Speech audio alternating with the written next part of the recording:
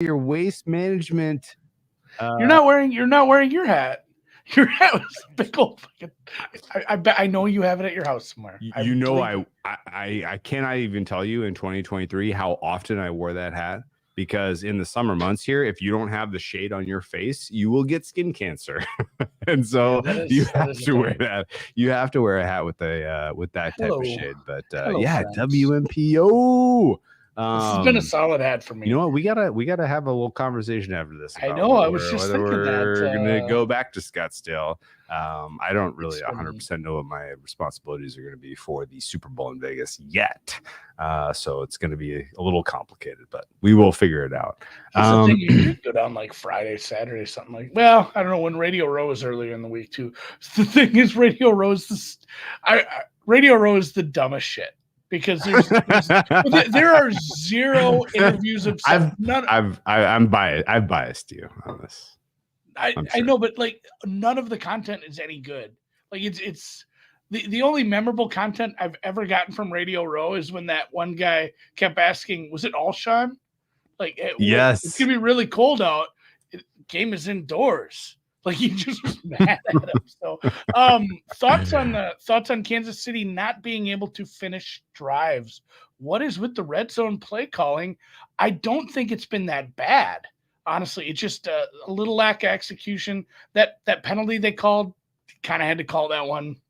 The refs have been a little iffy between the two games today. There's been some inconsistency, I think. Everybody in the world made a joke about Mecole Hardman. Mecole Hardman, like, you got to keep running. You're not Randy Moss. You're not getting that call. Like, chill out with, like stopping. Also, Mecole Hardman, what was the first quarter? Like, yeah, Mahomes threw the perfect ball. Like, go fucking get it, dude. What do you do? What do you do? Yeah, I mean, this game has felt classic Chiefs in every way so far, which means I think the second half bet is pretty obvious. I know. I was gonna say before we even get here, the Chiefs are middle of the pack. I was thinking an under because Chiefs with the lead has been. I mean, the Chiefs in general have been under full this year in the second half, but Chiefs with the lead is definitely an under. Especially Tua looks like, I don't know. I don't want to speak ill about hot garbage. I feel bad. Like, even so, and everybody knows. I don't have to tell you. Their biggest play was a terrible throw. It was like it's an homage to Flacco, I don't want to speak ill about hot garbage either. Like hot garbage has a family. Yeah. Well, I mean, it keeps people warm. You see the bums out with the barrels on fire. Like, you need some hot garbage sometimes. Tua has looked rough. And I know it's hard to throw on the run. You go out and try to do it right now in the cold weather, guys. Oh, it isn't easy. Have some huge guys bearing down on you. But the passes he's made, the third down or fourth down, the one where he tried to hit Hill across, like a little crosser through behind him. I know he's scrambling, but if you're in the playoffs and you want to be a franchise quarterback, kind of got to make that throw. And obviously Hill bailed him out. And the defender there was in a really bad position, obviously, too. So he was. Mary Horses on Chiefs second half. Do you want to do second half or under? Under, I think. Yeah, 20. I don't know. That's weird. Wolf, he played Chiefs second half? Oh, okay. Interesting. I know. Dude, it is. I live in a valley where the wind usually goes over the top of me. Very, very rarely is the wind ripping. Brinson, calling you out correctly. Why are you indoors, Andy? There's never wind at my house. And like 5 days a year there's wind. It's so awful. We're moving playoff games because of the weather, and Andy is doing halftime shows indoors. Where have we gone? Where have we gone, Joe DiMaggio? I did have to come to town anyway because my kid went ice skating. I got to get her at some point. I don't know where they are. Now I think she's going to get dropped off at the office. But indoor ice skating, just to be clear. Like, they went to the skating rink inside. There's no chance I was going to Thank you for clarifying. Thank you. I wasn't going to let them go skate on the pond tonight. Yeah, we weren't going to kill any kids tonight. It is miserable. All right, let's play this under. Under 21? -105? Let's do it. All right. I think worst case scenario, we get a push here. I'm It not. was I'm not pretty really cool. sweating a high scoring second half here. Honestly, like the degree to which these teams shorten the second half of their own accord seems likely. Yeah, this is. I don't know. I have zero. Like honestly, the game has played out exactly as I thought it would have to this point, other than the big the splash play to Tyreek Hill. Like if this was 16-0, I think I would have been like, yep, sounds about right. What are your major takeaways? Because to like in all fairness, I'm kind of focusing more on Aussie Open.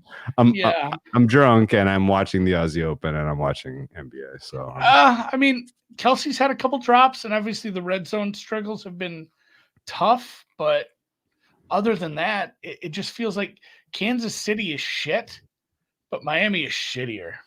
You know, like Kansas City is not going to do anything to win this game. It doesn't feel like, unless they make some massive changes. And I don't know that it's been scheme based. You know, some of the pressure, if they work on maybe protection a little and Tua has some more time, because some of the issues have been on throws he's had to make from the run. But I just don't think like there's a different Tua that's coming out of this tunnel in the second half. So like Kansas City is not a good team. Relative to where we've had, other Kansas City teams over the last 4 or 5 years. It just feels like this team is not on the same level as those, but Miami looking like the worst team in the playoffs that I've seen so far. Yeah. Like, yeah. Some of the runs they've had have been just a lot of nothing burgers. Mostert's been okay. I don't know why they are going so heavy with Mostert, not splitting more with Achane. Waddle has been kind of a no-show here. Yeah, I haven't done any. No, Waddle made a nice play at the end of the end of the second quarter. That was it. But I mean, up till then, I mean, he was a 0 in the box score at that point. Yep. That's right. Yeah. Other than that, my notes are I didn't like the third and fourth down sequence when it was like 3rd and 2. I didn't like the sequencing of really any of the play calling. If Miami wants to get back in this game, I guess I misspoke. Maybe we do have to see something different from the play calling, play sequencing, but obviously you need a better Tua as well. Okay. Let's put a pin on this because I don't really have many other like sincere thoughts about this one.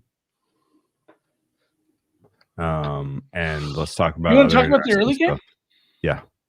Yeah. Cleveland wasn't that bad to start that game, and I mean it was always kind of playing with fire. You've seen Flacco over the last 6 weeks. He's thrown some interceptions. Eventually, some interceptions really came back to bite him in this one. I thought I didn't do any live betting. I had props all over the place, so I did think Cleveland was kind of live to get back into that one. And then obviously the pick 6 was just, well, I'm gonna go work on my soup at this point. Cooking, so. I guess we're into soup time.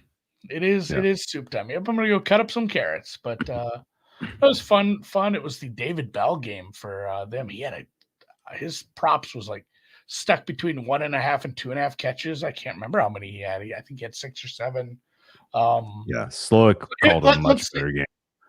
Yeah, Slowick was Mr. Bobby Slowick. Let me just I'm gonna clear the air. Way to pull your head out of your fucking ass. Well done. Way to figure out that you have one of the top 5 quarterbacks in the NFL at your fingertips. Well done. Actually, you know what my major takeaway was? The Texans defense looked miserable in the first half of that game. Like, would it be outrageous to, fire Ryans and elevate Slowick? Is that crazy? Yeah, that's crazy. Someone else could pull Slowick because like Slowick probably gets hired away from you at this point, right? I don't. There's more openings than I thought there would be, but at the same time, it feels like 2 of those are kind of reserved for Bill and Jim, and then it looks like we're going to get the interim, getting the head coach in Oakland, Las Vegas / whatever, for the Raiders. So there's not that many openings, honestly, at this point. So Slowick might end up sticking on because it seems like we're probably giving one to Ben Johnson. We'll be, like I said, we're giving one to Pierce. Is Vrabel a better candidate than Slowick right now? I don't think I've seen enough of Slowick to say No. like he's the reason, not Stroud, not the weapons. No. No. Yeah, Stroud. Stroud is the reason. Stroud and the Slow, weapons are the reason. yeah, Slowick 50-50 too. So how does this? Let's look real quick. So Houston was the 4 seed. So if the Chiefs, well, we got to wait for Monday for the Buffalo game to happen too. But Chiefs would head to Buffalo if Buffalo wins. Let's say this holds, and Texans would head to Baltimore. Yeah, if Buffalo was screws up. Funny. Yeah, if Buffalo screws up, the Ravens get Tomlin, and then it would be Chiefs Texans, Chiefs hosting. So the Chiefs, if they get this done, will obviously be cheering for Mike Tomlin. I would guess. Yeah. What thought process on the game moving? I don't want opinions on like, oh, should we move games or whatever. Like, first thought was it was kind of this was the first time in all of the years I can remember following the NFL that the AFC games were the first, second, and third game. So we were going to know for sure all of the AFC matchups by like 10 in the morning, like at noon on Sunday. My friend. Not so fast. Now it's Sunday. So that went away. The immediate reaction of like, we're moving playoff games because of the weather was like, no, we're moving playoff games because of public safety. But yeah, okay, the weather, sure. if you say so. Good points were made. Well, or I mean, think about if a player were seriously injured. I'm trying to think of a team that had an example of a player that had to be taken in an ambulance. I've got nothing. No. I'll think of a team that had. You know what? Actually, I would like to. I would just like some example. I would just like some of the some. Is there any example of a city being crippled by a blizzard where people were killed because they were out on the road driving around? Because I can't think of. Oh yeah, that happened last year in Buffalo, as well as a player needing immediate medical attention from Buffalo. Yeah, I mean, like it's football, guys. It was obviously the right decision. Yes. I don't think we want to risk human life for the NFL as much as we kind of. I have eyes wide open that this is like a gladiator type of scenario. These are the gladiators of our times. I get it. Like I'm not an idiot. They're fine. Like, I get it. No, yes, that's the thing. They're 100% fine letting the players play in this. They just don't need 80,000 people on the road where they're trying to. I mean, dude, we had like 4 inches of snow. We had 80 accidents in Rochester. It's a town of 100,000. Like you get a big blizzard like this, you need all the first responders doing other things. Yeah, so, first responders doing other things like not responding to drunk. Okay, yeah. This was maybe my favorite aspect of all. Like, if there's one subunit of the Buffalo community you can really count on to drive responsibly. You know who it is? People that got wasted all day at the Buffalo Bills tailgate. Like they're like literally, oh, you know what? Let's just put, I don't know, 20,000 cars on the road with people who've been drinking all day in a blizzard. Let's see what happens. Like, we know what happens. A bunch of people are going to die. Like, this is not complicated. They made clearly the right decision to move it to the. Do you want to hear a little secret? Yes, like I don't think I have OCD. I've never been like diagnosed with anything besides obviously some ADD, but I really like the 2-2-2. I don't know, it feels better. Like the unevenness. Ideally, and granted, we talked about this. Ideally, dos. Why can't I think of German? Zwei. Sounds like we're about to drink after that, but ideally it would have been 3 Sunday, 3 Saturday. Prost! Ziggy. Oh, there was a great German restaurant in the Twin Cities that closed that man, they used to have they'd get the whole restaurant doing that sort of thing. Yeah, Tua's not good. You just diagnosed yourself. Thanks, Redaholics. I kind of did. And the thing is too, like tomorrow is a national holiday for MLK Day. Kids don't have school, Monday. So it's not like we're putting, a game in a spot. I know some people likely have to work and maybe try to get off early, I guess, but my kids don't have school. I'm doing nothing essentially besides a little writing. So I'm looking forward to having the 3:00 game on Monday too. Yeah, and Peacock has been getting a lot of heat for being so far behind. Amazon's the same way. It's not nearly as far behind, but in as far as streaming and then catching like actual, anyone who's tweeting from the game or reporting from the game, it's like, oh, I didn't know that happened because it doesn't happen on my TV. Dude, I was streaming with Chernoff and Pizzola. They were like literally a full play ahead of me. Canada TV. Yeah. In Canada, they were a full play ahead of me. Anyway, people want me to hear me sing Ein Prosit, Ein Prosit. What? Did someone say that? I'm looking for someone asking for you to sing. What's the? Do you know the Red Horse song? Do you know German? I know you know German. Yeah, I'm actually doing the Babel. I'm trying to get my German back again so I can do another. I'm going to go visit family again now that the kids are a little older. I promise, and I want to go back to. I promised my daughter we'd do senior pictures at a castle. I'm like, there's just castles all over there. Like that's way cooler than everyone does it. Everyone does it like, oh, I'm holding a basketball or something stupid. I'm leaning over the back of a chair. Like, we're going to a castle, baby. We're going to a castle, yes. Yes, this is Neuschwanstein. Castle Neuschwanstein. I don't know how they feel about that. That one's Castle Neuschwanstein. Yes, of course. Absolutely right. All right. Hey, it's a punt. That's good for us. No, Castle Neuschwanstein is in. It's near the border. Alpine. It's like near Garmisch.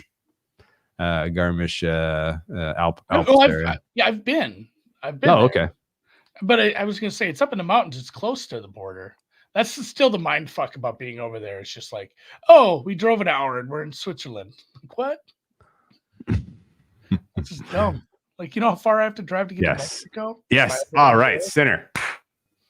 You got set 2. Let's get this. Let's get this. Let's get out of this clean.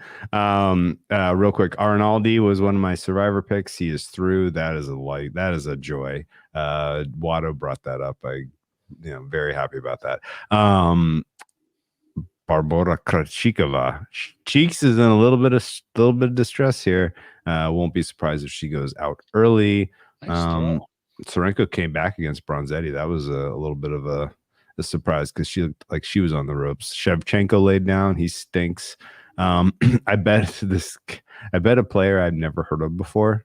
Like literally never heard before, Dane Sweeney, because how bad Cerundolo looked in the run up here. Like maybe Cerundolo literally was just here for a paycheck and he was ready to go home. And he won 6-3, and I was like, oh, maybe I made a good bet. And Cerundolo now just got clock cleaned in the Cerundolo was like, all right, fine, I'll try. And Cerundolo is now. There is something to be said for being embarrassed, like. All right, maybe I am just here for a paycheck. I can't lose to this person. I can't lose to this guy. You do see a tennis player turn. I've literally never heard of Sweeney. Dane Sweeney, never heard of him. I couldn't tell you what country. Yeah, Dane Sweeney. Is it a local? He's an Aussie. He must have been a wild card. He must have been a wild card. I literally I cannot tell you this more sincerely. Never seen a match he's played in his life. Did not know he was a player on tour. It must have been a wild card from. Did you anyway, do you have any with updated injuries and anything along those lines? Did you have any additional thoughts on Green Bay, Dallas, or LA, Detroit tomorrow? I had one little Detroit. We probably should start there. That's the major. The two major swings where we know AJ Brown is out and we think Laporte is going to play. AJ Brown being out helps me. Laporta playing is a disaster. Yeah, he's a disaster. Laporta playing has me. It's gonna keep me up tonight. Yeah, I still believe it might be a little bit of horse shit, or he is maybe a bit of a, what do you call it? What's the word I'm looking for here that I can't? Dude, did you just see how Kelsey got that first down? I think the Phins are ready to go home. Like we got decoy. Swift. Decoy. Yeah, You're further behind than me. right to Taylor Swift. I do have one thing on the Dallas, because we saw this earlier in the Dallas locker room. Cooper Rush is sick, and Cooper Rush doesn't matter because if they have to go to Cooper Rush, I mean, they're either winning by so much. You or think he's open mouth kissing CeeDee Lamb? Well, I'm just saying, didn't we have a breakout of the flu in this locker room Yeah, already? I hope he's open mouth kissing CeeDee Lamb. I don't think you need to open mouth kiss to spread the flu, but I mean, it would work. It would work. It would work. Oh no, Rasheed Rice is coming up. Oh Christ! Oh, it's good for our under, but how far do you think this field goal will be from? The 90s Cowboys had a herpes outbreak, says Patrick. I'm not reporting that as gospel, but I'm going to look into that. Oh, I had honestly, the real shocker is that the 90s Cowboys avoided more significant STDs. No. I have no clue how they avoided more consequential STDs. So I had to go outside today, Drew, and clean up some snow, and we got like 6 inches. So I had to go snow blow. I have a very long driveway because I live out in the country. It took a little while, but it's a night. I like it if it's not too cold. Because you put the earbuds in. I listen to some podcasts. I get away from the kids. It was peaceful out there. The wind hadn't kicked up yet. I listened to the Athletic one from earlier in the week where they have those GMs, the former GMs. Yeah, it's not one I usually get to. They usually make me mad because they're old school guys, and we are on exactly the same page. I don't even try those. They have some good nuggets sometimes. It just had come up next after whatever I'd listened to. Okay. And they had a really good point. They were talking about Belichick's legacy. We haven't really talked about Belichick's legacy, but I'd forgotten about the realignment. So when Belichick and Brady first came in, before things were going really well, the Colts were in that division. They were. Can you imagine if they hadn't, and it would have been Brady and Manning in the same division for like 10 years? Would have been awesome. Oh, I mean, so number one, that's what my thought was. Oh my God, that would have been awesome. They kind of took it a different way. They said, that was massive for Brady because it was like, oh, the Dolphins are on this downswing and the Bills are not good and the Jets have been kind of iffy for a while. So it afforded Brady, so many 1 seeds because they had 6 wins every year pretty much. But like, I get it, but at the same time, it's not like you're playing Manning 6 times a year. And it's also not like every time that Belichick played Manning, he didn't put him in a box. No, it would have been cool. Belichick specifically put Manning in a box to the degree that they changed the fucking rules. Yeah. I know it was a nice little what might have been. I'd kind of forgotten about the realignment. If you go back far enough, guys, Seattle AFC team, still when I was young, that took me a while to get over. Like that was something. It was as bad as I guess as beneficial as it was for Brady. It was not beneficial for Ty Law, who could have made himself $100 million if he had gotten to play Peyton Manning twice a year. Because people have been like, "Oh, this guy's clearly the best quarterback in football." And the more give him $100 million. So Drew, yes, where did the Colts move? What is the name of the division they're currently in? The AFC South. So of the teams, the Jets, the Bills, the Patriots, the Colts, and the Dolphins, which one would have made more sense for that particular directionally named division?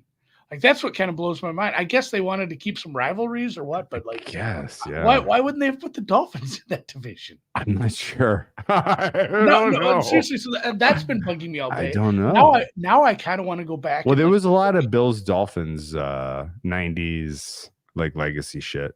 There was some Jets Dolphins 90s legacy shit. Yeah, that's what I'm saying. It might have been rivalry shit, but it makes me want to go back and like look at who was in charge of doing all this shit. Yeah, the Cardinals were in the Cowboys division.